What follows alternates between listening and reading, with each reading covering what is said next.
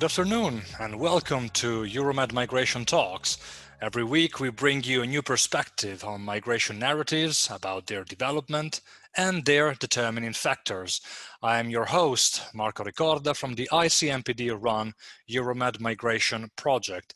Today I will be talking to James Dennison, professor at the Migration Policy Center, which is a part of the European University Institute, where he leads the Observatory of Public Attitudes to Migration, which is the first observatory to collect and produce comprehensive international data on public attitudes towards migration. James, how are you today? Very well, very well. Thank you for having me. How are you, Marco? I'm great. Where are you today?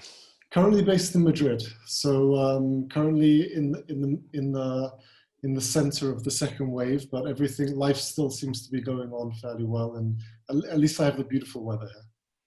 Well, that's at least one positive thing among a pretty difficult time that all over Europe and the world, many people are living, unfortunately. And we will address this also in the realm of migration in the few questions I've planned for you. So, as I mentioned in the introduction, you lead the Observatory of Public Attitudes to Migration at the EUI, and its aim is to enhance the understanding of attitudes to migration through evaluation of data from all EU countries. Now, James, tell me this. How can a more informed use of data foster a balanced narrative on migration? What are your thoughts on that? Well, I mean, there's really three steps in terms of how we see things at the Observatory of Public Attitudes to Migration, and in general, how I would recommend approaching this topic for anyone who's interested in changing narratives or rebalancing narratives or simply just improving the quality of debate out there. So the first step, and one thing that we've done a lot in OPAM, that's what we call the observatory, is the first thing is to describe attitudes, simply to understand what are the attitudes out there, what do people think about migration, what do people think about the different types of migration. Once you describe what they are, you can compare. So you can compare how things are changing over time. You can compare countries to each other. As you say, we focus on European countries, but we actually bring together, for this comparative purpose, global data. And you can also compare individuals. So what types of individuals think different things? What types of attitudes vary, for example, because attitudes to migration, of course, it's not one single thing. It's actually a broad variety of different topics, different types of migrants, different types of migration regimes, attitudes to policy, attitudes to a range of different things.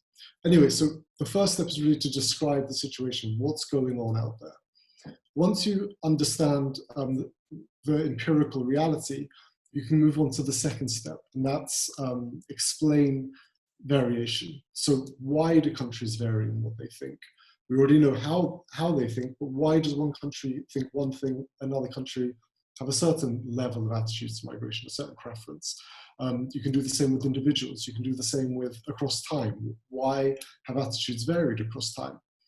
And once you understand why, which is no easy feat, actually, in many ways, it's the hardest thing we do in social science, moving from the empirical raw data to making theoretical causal claims. But once you do that, you're able to prescribe interventions. So you're able to say, okay, we know what attitudes are. We know why they are as they are. And therefore, we're able to say, if you do X, Y, or Z, you're likely to get this, this result. If you use a certain type of messaging, it's likely to elicit certain attitudes. If you have a certain migration policy, it's likely to elicit other attitudes. And that all comes from understanding, as I say, first, what is the lay of the land? What do people think? Why do they think that? And then the third and final step, as I say, what interventions are likely to change what they think? I totally agree with you, especially when a debate is vastly generalized and as in the case for migration in Europe and the Mediterranean, vastly polarized, I think precision is exactly the key to explain each and every, let's say, situation, each and every element of the analysis. Otherwise, we risk even polarizing further the narrative. And about this, I'd like to ask you something very precise. So you often mention in your work value-based messaging. So what is value-based messaging, and what type of value-based messaging is likely to work when it comes to migration? Yes, so this really goes back to a recent report with the ICMPD we put out. I would say it was about a month ago it came out, maybe a little bit more. When value-based messaging is a term that gets used a lot, and I think that's a really good thing, but I think people haven't really thought through what that means. People say, okay, you need to communicate in terms of emotion rather than facts. You need to use values rather than boring data, for example. And I suspect that's the case, or we suspected that's the case. So that's why we went down the route of producing this report, which says, okay, so what is value-based messaging? What type of value-based messaging is likely to work when it comes to attitudes to immigration? And we basically drew, rather than just vaguely talk about values, we looked to the psychology literature, political psychology, social psychology, psychology moreover. That literature is pretty conclusive, pretty unified in what values are. It defines values as people's basic motivational goals in life. So they're personal and they are deep-seated. They don't change that much over the course of your life. And they really dictate the choices that you make, the behavioral choices you make, and the attitudinal attitude you have to more specific things. So one very popular attitude value-based schema is that by a psychologist called Schwartz. That's what we use in this report. And he basically looked at values across the world, and he wanted to find those values which can be found in equal measure everywhere in the world. He was interested in the most fundamental values, not those caused by cultural idiosyncrasies or national histories, but those that can be found everywhere in humanity. And he narrowed those down to 10. I'm not going to go through the 10 now, but what psychologists thereafter have done with those 10 values is show which of those 10 values relate to people's attitudes to immigration. And 4 of them have been shown repeatedly to be particularly important. So universalism, on the one hand, that's one of the 10 values, generally makes people more pro-immigration. Universalism, value in universalism means that you value everyone being treated equally, and you see that as a top priority. And maybe you see that if you value universalism higher than the other 9 values, you really want to prioritize that. Then there are 3 values which lead to more anti-immigration sentiments, as has been shown through all kinds of studies. And those are conformity, valuing conformity, that everyone should follow the same rules, everyone should follow the same sort of norms, and the way they live should be fairly homogenous. Tradition, which is similar to some extent, and also finally security, which is a little bit different. That's more to do with really seeing the top priority in life is feeling safe, feeling that there's no threat to you or your family. And so once we understand that these values, these deep-seated psychological motivations that you have affect your attitudes to immigration, we can say, okay, that's therefore likely value-based messaging using these type of values. We should keep those 4 values in mind. So we should think about, if we're trying to appeal to those people who are already pro-immigration, then we want to use those kind of universalistic values. However, if we want to appeal to those who are more anti-immigration, then we need to move away from those kind of universalistic way of thinking and start using values in the way that we message that speak more to those concerns about security, about conformity, about tradition. I think one thing that's important to remember from a psychological point of view is that none of those 10 values are right or wrong. It's not that universalism is better than the others or higher or anything like that. It's just that humans, for evolutionary reasons or whatever, vary in the extent to which they value these things. And that's probably a healthy thing. That means that we have a sort of healthy mix when we make decisions collectively, healthy mix in terms of perspectives.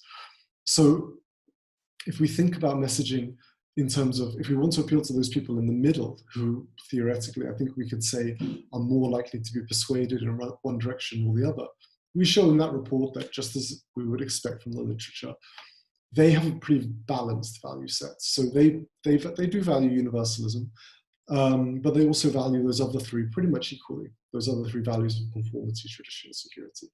So finally, what we then did in the report was go through a collection of examples of messaging that the ICMPD generously provided, of 150 or so campaigns.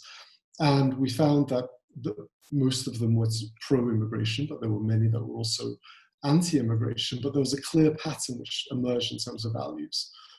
First, anti-immigration messaging is usually uses values. And that makes it particularly explosive. That's why we've had this sort of polarization, because you're speaking to people's deep-seated psychological makeup, something that they're not going to change very easily. However, the pro-immigration messaging pretty rarely uses values. And when it does, it predominantly does so purely in universalistic terms. So it's really speaking to those people who are already likely to be pro-immigration.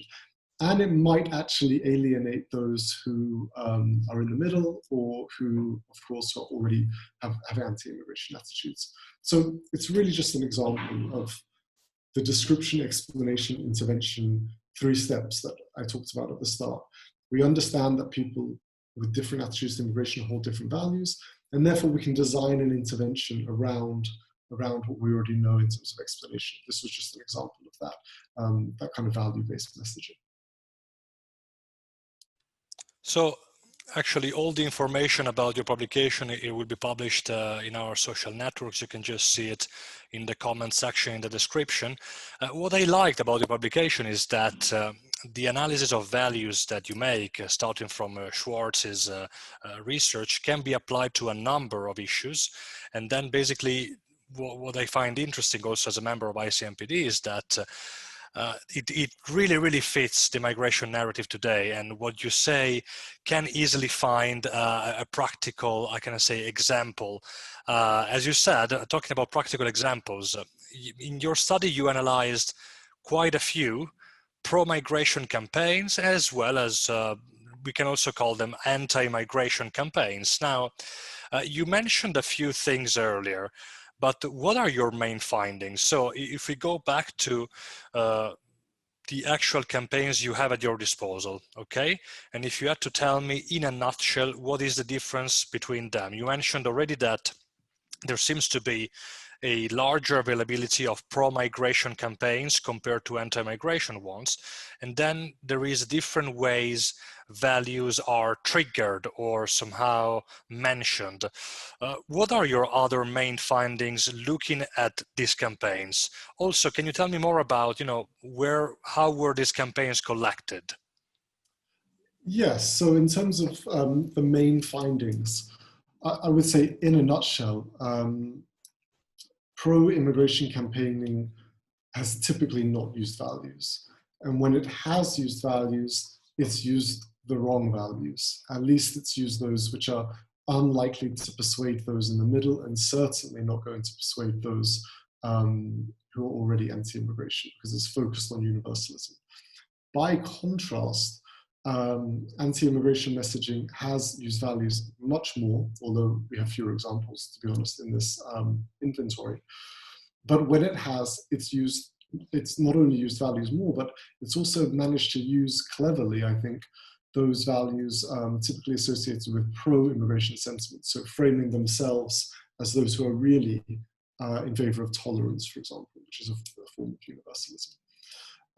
When it comes to the inventory, I wasn't responsible for collecting that. I don't think the ICMPD or anyone who was in charge of putting it together is claiming that it's in some way representative of all the messaging out there. It's really just about getting concrete examples to apply to the theory. So we could get many more, for example, examples of anti-immigration messaging from right-wing political parties or whatever it may be. But I suspect it would show more of the same. And bear in mind, the goals between anti-immigration campaigners are often quite different from pro-immigration campaigners. If they just want to get 20% of a vote, they can do that just by focusing on a few people with extreme values. The same can't be said for those who are trying to convince a whole population, of course, which is usually the pro-migration campaigns. What you just said also highlights the importance of analyzing the narrative. In migration policy making for many years, I would say prior to the past 5 years, the narrative was a slightly underestimated topic. But what is clear today is that the narrative, so the way the topic has been discussed, also influences policymaking, and as you have pointed out in your previous reports with ICMPD, also electoral outcome. Now, let's try to help our colleagues that work in communicating migration. And I'd like to ask you, how can communicating policies that are concordant with the values of target audiences help rebalance the migration narrative in the Mediterranean? Is it possible? What would be your advice? I think it is possible. I mean, values is just one way to do that. There's all sorts of other determinants of attitudes to immigration. So I wouldn't recommend only taking a values-based approach, but I would say it's a useful start. And then as I say, there's really three, if you're trying to move people away from the really anti-migration way of seeing things, that are going to help. And it doesn't take much imagination to see how that would work in the Mediterranean, for example. So security is a huge issue for those who are most concerned about immigration. So those fears shouldn't be dismissed. They should be constructively engaged with, I would say. And I would also say the same is really for conformity and tradition. That it can be shown that migration doesn't need to be a threat to these things. It can even be a way of upholding them. We show some examples of in the report, some examples of migration campaigns that use tradition and conformity to make a pro-immigration point. You know, that the migration can support those social institutions or whatever it may be that we typically associate with sort of national conformity or traditions or whatever it may be. So I think in the report we offer quite a few different really practical examples, but that's really just the starting point. But as I say, I don't think it requires that much imagination to think about how these values can be used once they're properly identified, which I think we've done.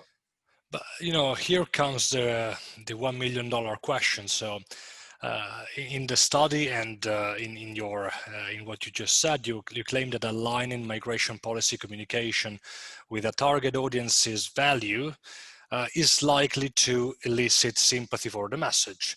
And as you said, you know, you also mentioned examples where conformity can also feed into a pro-migration narrative. Now, do you have any suggestion for communication professionals? So not people that are making policies, but people that are communicating policy, not people that are analyzing policy making and societal changes, but they're actually communicating policies again, or these changes in order to rebalance this narrative which today is strongly polarized. Do you have any suggestion for communication professionals in order for them to incorporate values into their messages? Perhaps there is something interesting that you have found during your research. What is your experience with that? Well, perhaps the best answer I can give to that is to think in terms of examples. So I'll give two examples, one which I think is likely to be fairly ineffective, one which is likely to be more effective when you look at it through that values-based framework, theoretical framework. So the one that would be ineffective would be simply saying, let's celebrate diversity. And this was really, I think, for a long time, the approach of migration campaigners, much less so now, I must say, because it assumed that other people had the same values as those putting the message together. So it just assumed that that sort of universalistic message of celebrating diversity would be effective for everyone. When actually, when you consider that those who are anti-immigration are all balanced in the middle, those are typically you want to be aiming at, because that's where most people actually are. When you consider their values in Schwartz's framework anyway, they value conformity. So telling them that this is going to bring more diversity is probably quite a bad idea. Now I'll give an example, if I can explain it verbally, it's not so easy, but of a migration campaign that I thought was quite effective. So there's actually a German one. There are examples in the UK and there are examples in the report as well. However, this German one showed a German man on a coast guard on a boat at sea. And he was accompanied by a younger man, also dressed as a coast guard, who looked like they were from Syrian, or perhaps somewhere in the Middle East descent. And that was really effective because they had one speech bubble saying, next to the older man saying, we have to protect Germany. And then the other one said, yes, let's do it together. So why that was effective, I think, in terms of values was because